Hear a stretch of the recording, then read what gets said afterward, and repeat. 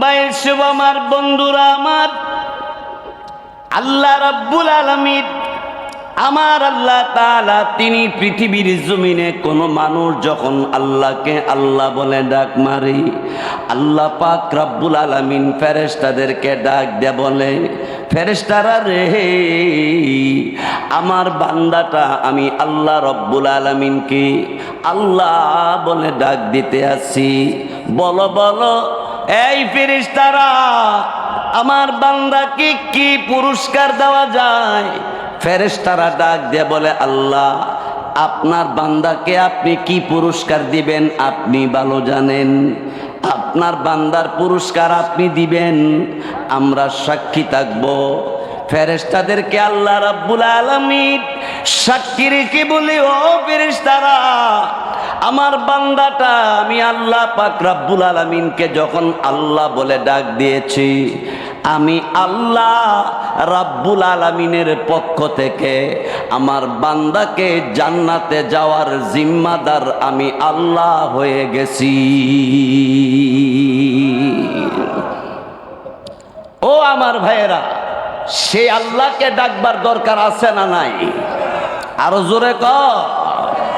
আল্লাহর কাছে জান্নাতের চাইতেও আরো বেশি।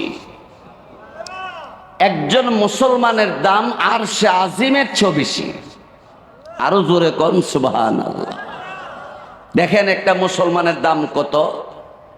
হাদিস শরীফে রাসূল বলেন, ক্বালান নাবিয়্যু সাল্লাল্লাহু আলাইহি ওয়াসাল্লাম, লা তাকুমুস সাআতু হাত্তা লা ইউকালা ফিল আরদি আল্লাহু আল্লাহ।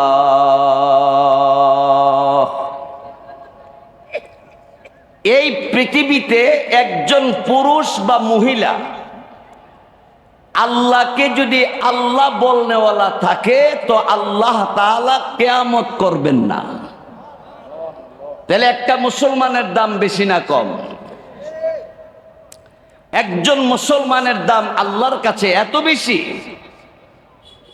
যেই মুসলমান দুনিয়ার জমিনে একবার আল্লাহকে ডাক দিলে আল্লাহ বারবার জবাব দে, বান্দা তোমার কি লাগবে বলো, আমি আল্লাহ তোমাকে দিয়ে দিব।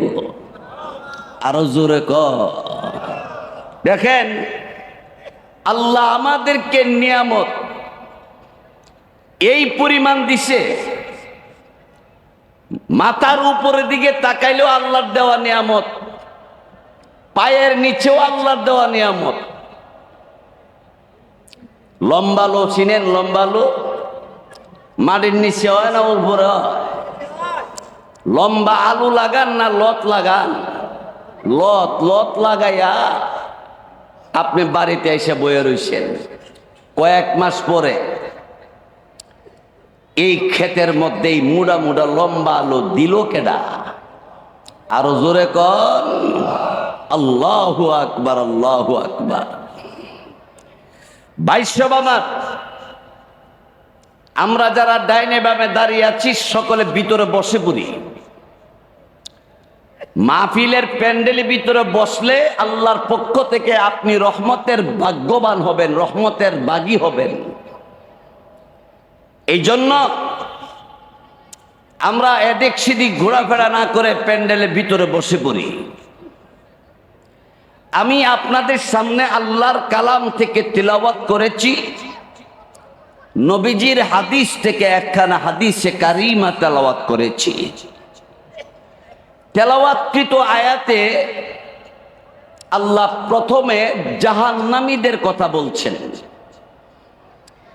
কারা কারা জাহান্নামে যাবে, এরা কারা, এদের ব্যাপারে আল্লাহ এই আয়াত নাজিল করছেন। আমি যখন বিবরণ দিব তখনই বুঝা লাইবেন যে আমি কি জাহান্নামের কাতারে না জান্নাতের কাতারে। 2 নম্বর আয়াতে আল্লাহ পাক রব্বুল আলামিন জান্নাতীদের আলোচনা করছেন, কারা কারা জান্নাতে যাবে। বন্ধুগণ আমার, আল্লাহ রাব্বুল আলামিন আমাকে আপনাকে এই মাহফিলের শেষ পর্যন্ত থাইকা মুনাজাত করে যাওয়ার তৌফিক দান করুক। সবাই বলি আমিন। আরো জোরে সুরে বলি আমিন। বন্ধুগণ, অনুগ্রহপূর্বক বলছি, সামনে যে ফাঁকা জায়গাটা আছে একটু মেহরবানি করে ফিল আপ করে বসেন, একটু দয়া করে আসেন, আসেন একটু আগায় বসেন। পিছনে যারা আসতেছে ওনারা যেন বসতে পারে।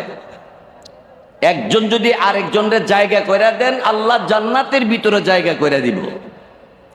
সবাই ফাঁকা জায়গা ফিল আপ করে বসি। লা ইলাহা ইল্লাল্লাহ, লা ইলাহা ইল্লাল্লাহ, লা ইলাহা ইল্লাল্লাহ, লা ইলাহা ইল্লাল্লাহ, লা ইলাহা ইল্লাল্লাহু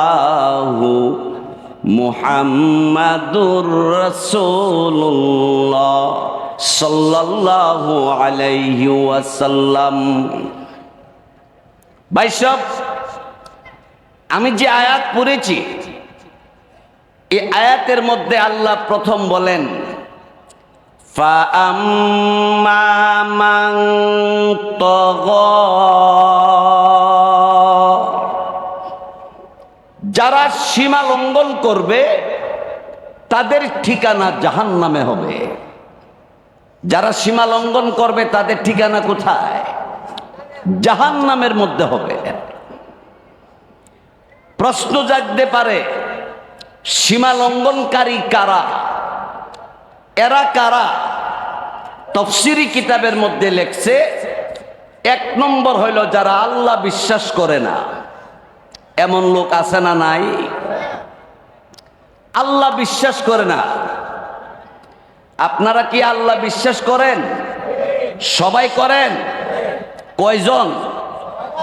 আঙ্গুল দিয়ে দেখান তো।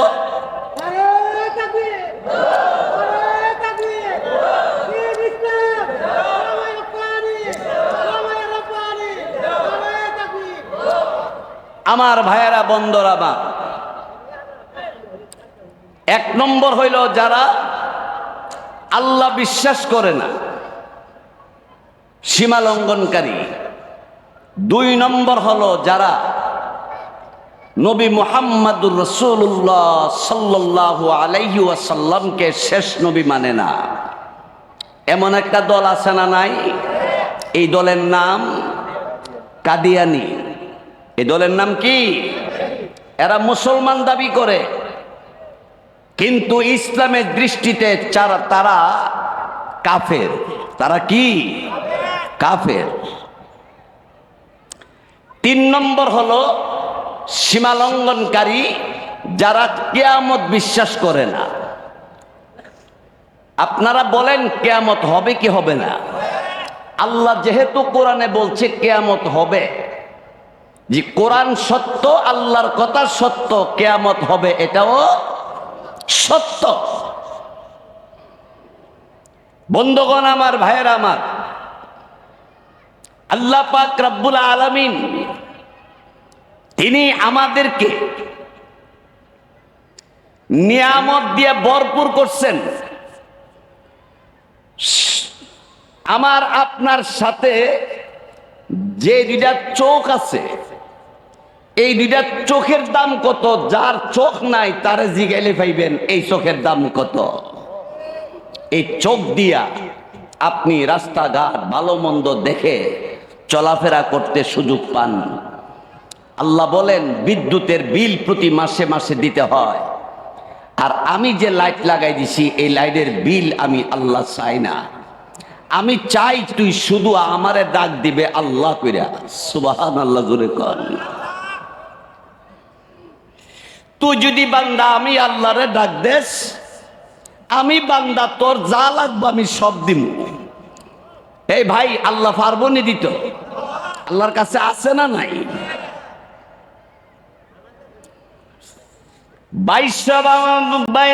আমার বন্ধুরা আমার, আল্লাহ রাব্বুল আলামিন আমার আল্লাহ তাআলা তিনি পৃথিবীর জমিনে কোনো মানুষ যখন আল্লাহকে আল্লাহ বলে ডাক মারি, আল্লাহ পাক রব্বুল আলামিন ফেরেশতাদেরকে ডাক দিয়ে বলে, ফেরেশতারা রে, আমার বান্দাটা আমি আল্লাহ রব্বুল আলামিনকে আল্লাহ বলে ডাক দিতে আসি, বলো বলো এই ফেরেশতারা, আমার বান্দাকে কি পুরস্কার দেওয়া যায়? ফেরেশতারা ডাক দিয়ে বলে, আল্লাহ আপনার বান্দাকে আপনি কি পুরস্কার দিবেন আপনি ভালো জানেন, আপনার বান্দার পুরস্কার আপনি দিবেন, আমরা সাক্ষী থাকব। ফেরেশতাদেরকে আল্লাহ রাব্বুল আলামিন সাক্ষী রেখে বলে, ও ফেরেশতারা, আমার বান্দাটা আমি আল্লাহ পাক রব্বুল আলামিনকে যখন আল্লাহ বলে ডাক দিয়েছি, আমি আল্লাহ রাব্বুল আলামিনের পক্ষ থেকে আমার বান্দাকে জান্নাতে যাওয়ার জিম্মাদার আমি আল্লাহ হয়ে গেছি। ও আমার ভাইয়েরা, সে আল্লাহকে ডাকবার দরকার আছে না নাই? আরো জোরে কর। আমার ভাইয়েরা, বন্ধুরা আমার, এলাকার দিনদার মুসলমান ভাইয়েরা,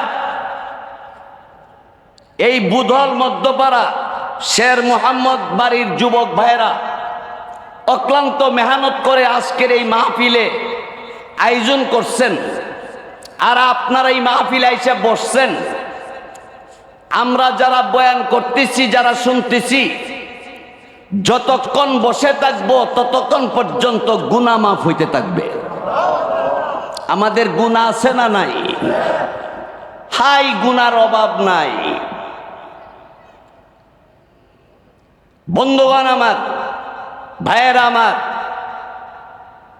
যারা আল্লাহ বিশ্বাস করে না, যারা নবীকে শেষ নবী মানে না, যারা কিয়ামত বিশ্বাস করে না, এমন নাস্তিক মুরতাদ বেঈমান কাফেরেরা বাংলার জমিন সহ পৃথিবীতে যারা আল্লাহর দুনিয়াতে আল্লাহর নিয়ামত বুক করে আর আল্লাহ তাআলাকে মানে না, আল্লাহর নবীকে শেষ নবী মানে না, বরঞ্চ আপনার আমার নবীকে যেই সমস্ত নাস্তিক মুরতাদের দালালেরা গালি দেয়, আমরা তাদেরকে জানাই দিতে চাই, আপনার আমার নবীকে যদি কেউ গালি দেয়, আল্লাহর দিন আল্লাহর ইসলামকে যদি কেউ উৎখাত করতে চায়, তাহলে সেই নাস্তিক মুরতাদ বেঈমান কাফেরদের সাথে নবীর পক্ষে, আল্লাহর পক্ষে, ইসলামের পক্ষে, কোরআনের পক্ষে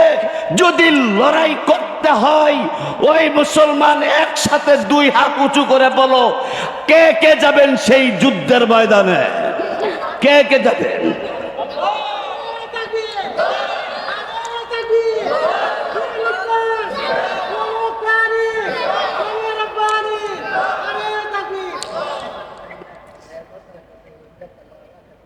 সতর্ক থাকবেন। ইমান কাইরা নেবার জন্য বিভিন্নভাবে চক্রান্ত ইহুদি খ্রিস্টানেরা চালাইছে। বন্ধুগণ, আপনারা ফেসবুকে পত্র পত্রিকায় খবর পাইছেন কি জানি না, যারা পাইছেন তারা বলবেন আমেরিকাতে আগুন লাগছে। শুনছেন এই খবর? বৈজ্ঞানিকরা তালাশ করতেছে বহুদিন ধরে কোথায় থেকে আগুন লাগলো, কোথাও তালাশ করে খবর পায় না। এই আমেরিকার তাদের পক্ষ থেকে ইসরায়েল ইহুদিদেরকে অস্ত্র দিয়ে সাহায্য করেছে আমাদের জাতি ভাই মুসলমান ফিলিস্তিনের মুসলমানদেরকে হামলা মামলা করার জন্যে। ও ভাই, ফিলিস্তিনের এক যুবক মায়ের পার্শ্বে গিয়ে দাঁড়ায় বলছে, মা, আমার বুকে আমার নামটা লিখে দাও। কেন রে বাবা? মা, এই মা আল্লাহ পাক রব্বুল আলামিনের দ্বীন ইসলামকে টিকায় রাখার জন্য যুদ্ধের ময়দানে যাই। মাগো, এই যুদ্ধের ময়দানে আমি হয়তো ফেরত নাও আসতে পারি। এই মা জননী, আমি যদি শহীদ হইয়া যাই, আমার বুকের নামটা দেখে আমারে চিনবা, আমাকে দাফন করবা, দেখা হবে মা হাসরের ময়দানে। মা জননী দুই চোখের পানি ছেড়ে দিয়া কান্দে। যুবক ছেলেটা কান্দে। যুবক জিজ্ঞাসা করে, মা কেন কান্দেন? মা তখন ডাক দেয়া বলে, ছেলেরে, বহু কষ্ট করে তোরে লালন পালন করেছি বাবা, যুদ্ধের ময়দানে যাবে আমার কোনো আপত্তি নাই। আমার নবীর দুশ্মনদের সাথে লড়াই করে যদি তুই শহীদ হইয়া যাস, আমার কোনো আপত্তি নাই। আল্লাহু আকবার বলেন, আর জোরে বলে আল্লাহু আকবার। আমার ভাইয়েরা, বন্ধুরা আমার, আল্লাহর দেওয়া নিয়ামত, আল্লাহর দেওয়া নিয়ামত, আল্লাহর দুনিয়াতে বসবাস করো, এরপরেও তুমি আল্লাহকে ডাকো না, আল্লাহর হুকুম নামাজ পড়ো না, আল্লাহর হুকুম রমজান শরীফে রোজা রাখো না। এখন যে মাসটা চলতেছে আরবি মাস, এই মাসটার নাম হলো রজব মাস। এই মাসে আমাদের নবীজি দোয়া করতেন খুব বেশি বেশি এইভাবে, আল্লাহুম্মা বারিক লানা ফি রজব ওয়া শাবান ওয়া বাল্লিগনা রমাদান। আল্লাহুম্মা বারিক লানা ফি রজব ওয়া শাবান ওয়া বাল্লিগনা রমাদান। আমার আপনার নবী, রহমতের নবী, রাহমাতুল লিল আলামিন, খাতামুন নাবিয়্যিন, রাসূল কারীম সাল্লাল্লাহু আলাইহি ওয়াসাল্লাম আল্লাহর কাছে দোয়া করতেন, আল্লাহ রজব আর শাবানে আমাকে বরকত দান করেন, আমাদের জন্য বরকত দিয়া দেন, আর রমজান মাস পর্যন্ত পৌঁছায়া দেন। আল্লাহ, আপনার পবিত্র মাহে রমজানের রোজাগুলো রাখতে পারি, আল্লাহ পালন করতে পারি, আমাদেরকে তৌফিক দান করেন।